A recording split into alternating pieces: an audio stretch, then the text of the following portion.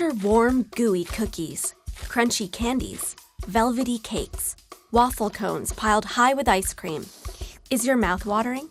Are you craving dessert? Why? What happens in the brain that makes sugary foods so hard to resist?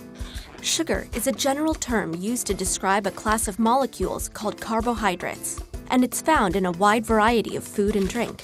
Just check the labels on sweet products you buy.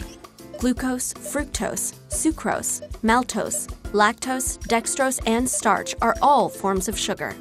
So are high fructose corn syrup, fruit juice, raw sugar, and honey.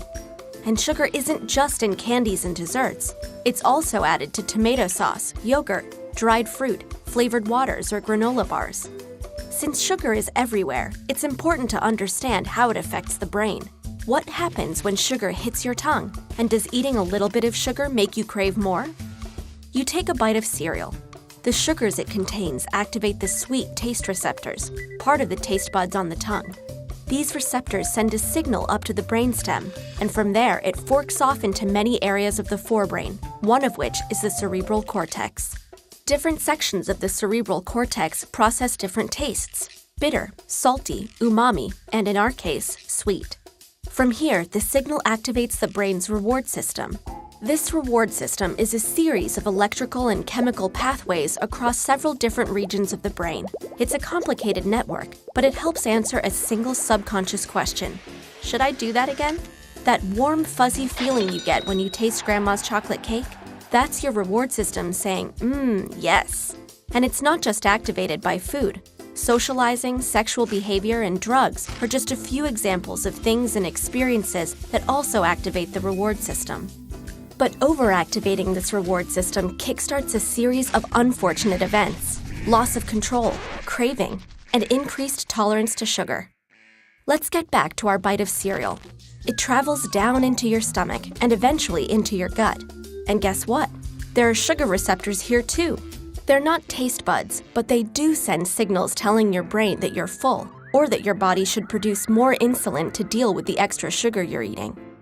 The major currency of our reward system is dopamine, an important chemical or neurotransmitter. There are many dopamine receptors in the forebrain, but they're not evenly distributed. Certain areas contain dense clusters of receptors, and these dopamine hotspots are a part of our reward system. Drugs like alcohol, nicotine, or heroin send dopamine into overdrive, leading some people to constantly seek that high. In other words, to be addicted. Sugar also causes dopamine to be released, though not as violently as drugs. And sugar is rare among dopamine-inducing foods. Broccoli, for example, has no effect, which probably explains why it's so hard to get kids to eat their veggies. Speaking of healthy foods, let's say you're hungry and decide to eat a balanced meal. You do, and dopamine levels spike in the reward system hotspots. But if you eat that same dish many days in a row, dopamine levels will spike less and less, eventually leveling out. That's because when it comes to food, the brain evolved to pay special attention to new or different tastes. Why? 2 reasons. First, to detect food that's gone bad. And second, because the more variety we have in our diet, the more likely we are to get all the nutrients we need. To keep that variety up, we need to be able to recognize a new food, and more importantly, we need to want to keep eating new foods. And that's why the dopamine levels off when a food becomes boring. Now back to that meal. What happens if in place of the healthy, balanced dish, you eat sugar-rich food instead? If you rarely eat sugar, or don't eat much at a time, the effect is similar to that of the balanced meal.